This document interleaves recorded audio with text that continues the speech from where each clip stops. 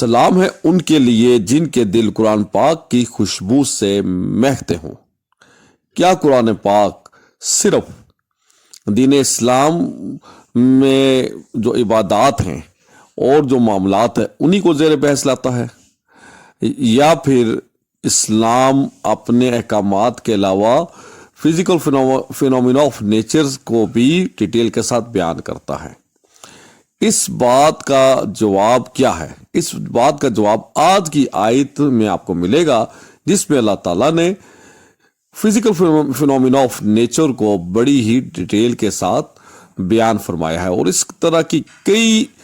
آیات آپ کو قرآن پاک میں بار بار مختلف اینگل سے پڑھنے کو ملیں گی۔ اور آج کی جو دوسری آیت ہے، آیت نمبر 165، اس میں اللہ تعالیٰ نے کچھ ایسے لوگوں کے متعلق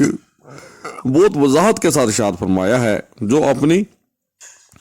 عقل کی کجی کی وجہ سے اللہ کے ساتھ اس کی مخلوقات میں وہ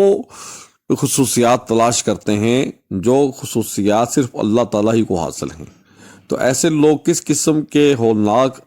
انجام سے دوچار ہوں گے؟ تو اللہ تعالیٰ اس کے متعلق اس دوسری آیت میں بڑی ڈیٹیل کے ساتھ ارشاد فرما رہے ہیں۔ تو چنانچہ بہت ہی اہم ترین آیات ہیں اور مبارک ترین آیات ہیں، تو ان کا آغاز کرتے ہیں مطالعہ کرنے کی نیت سے اللہ کا نام لے کر۔ اعوذ باللہ من الشیطان الرجیم، بسم اللہ الرحمن الرحیم۔ ورس نمبر 164 to 165، 164 تا 165۔ آسمان اور زمین کی پیدائش میں، دن اور رات کے ہیر پھیر میں، کشتیوں کا انسانوں کو نفع دینے والی چیزوں لے کر سمندروں پر چلنا، بارش کا نازل ہونا جس سے مردہ پڑی ہوئی زمین زندہ ہو جاتی ہے، اور جانوروں کا زمین پر پھیلتے جانا، ہواؤں کے رخ کا بدلنا، اور آسمان اور زمین کے درمیان بادلوں کا مسخر ہونا، اس میں عقل مندوں کے لیے قدرت الہی کی نشانیاں ہیں۔ بعض لوگ اللہ کے ساتھ اوروں کو اس کا شریک اور پارٹنر ٹھہراتے ہیں، اور ان سے ایسی محبت کرتے ہیں جیسی کہ محبت اللہ سے کرنی چاہیے۔ اور جو لوگ اللہ تعالیٰ پر پکا یقین رکھتے ہیں، ایسے لوگ سب سے بڑھ کر اللہ ہی سے محبت کرتے ہیں۔ کاش یہ لوگ یہ دیکھ لیتے کہ اللہ تعالیٰ کے ساتھ شرک کرنے والے اس بات کو سمجھتے کہ اللہ کا عذاب کیسا ہے، تو وہ یہ جان کر کے اللہ کتنا طاقتور ہے اور عذاب دینے میں کتنا سخت ہے، تو پھر اس حقیقت کو پانے کے بعد وہ شرک ہرگز نہ کرتے۔ صدق اللہ العظیم۔ تو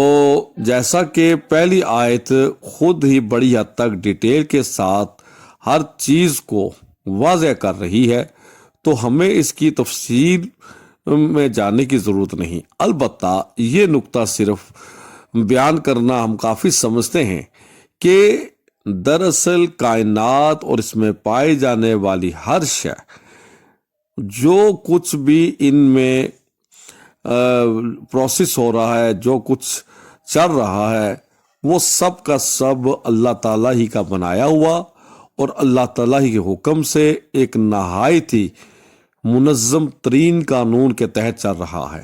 اور اس میں ذرا برابر بھی خلل پیدا نہیں ہوتا۔ تو یہ اکیلے اللہ ہی کا کمال ہے جو اتنی بڑی لامحدود اور وسیع ترین کائنات کو پیدا کرنے والا ہے اور اس کو کنٹرول کرنے والا ہے اربوں سال سے۔ تو یہ اللہ ہی کا کمال ہو سکتا ہے، کسی اور کا کمال نہیں ہو سکتا، نہ ہی کسی اتفاق کا یہ نتیجہ ہو سکتا ہے کہ اربوں سال سے وہ اتنا بڑی کائنات اتنے منظم ترین انداز سے چلتی، اور جو کوئی بھی ایسا عقیدہ رکھتا ہے وہ عقل سے، حکمت اور بصیرت سے اور میچورٹی سے انتہائی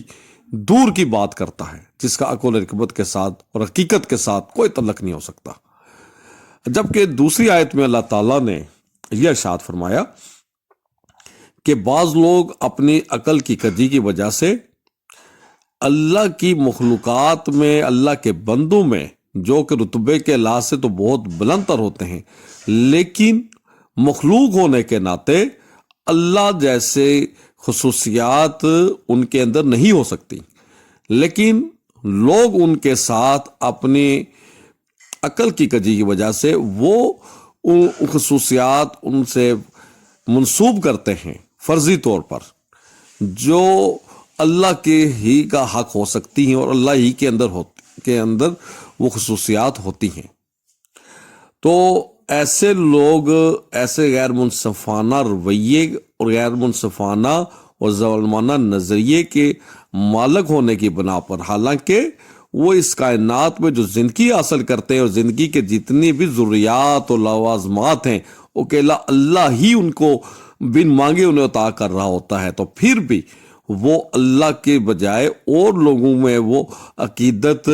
اور وہ عقیدہ گڑھتے اور ان کے ساتھ عقیدت محبت کا اظہار کرتے ہیں۔ چنانچہ ایسے غیر منصفانہ رویہ رکھنے والوں کا انجام کتنا ہولناک ہو سکتا ہے، تو اللہ تعالیٰ نے بڑی وضاحت کے ساتھ ارشاد فرما دیا کہ ایسے لوگوں کو اللہ کی طاقت، اللہ کی حقانیت کا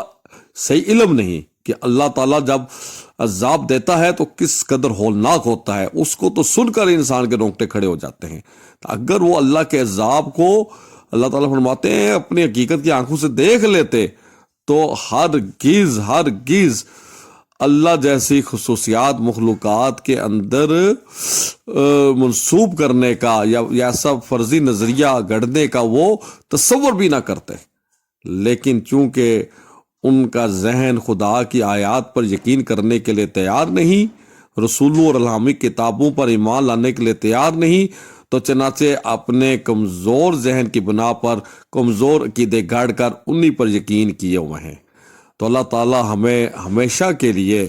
شرک سے محفوظ رکھے اور توحید کے اوپر ساری عمر جینے کی سعادت نصیب فرمائے اور قرآن و سنت کی تعلیمات کی روشنی میں اپنی زندگیوں کو ڈھالنے کی توفیق عطا فرمائے۔ انہی الفاظ پر ہم آج کی ویڈیو کا اختتام کرتے ہیں اور آپ سے دعاؤں کی درخواست کرتے ہیں کہ اللہ تعالیٰ آپ سب کا حامی و ناصر ہو۔ اجازت دیجیے، والسلام علیکم ورحمۃ اللہ وبرکاتہ۔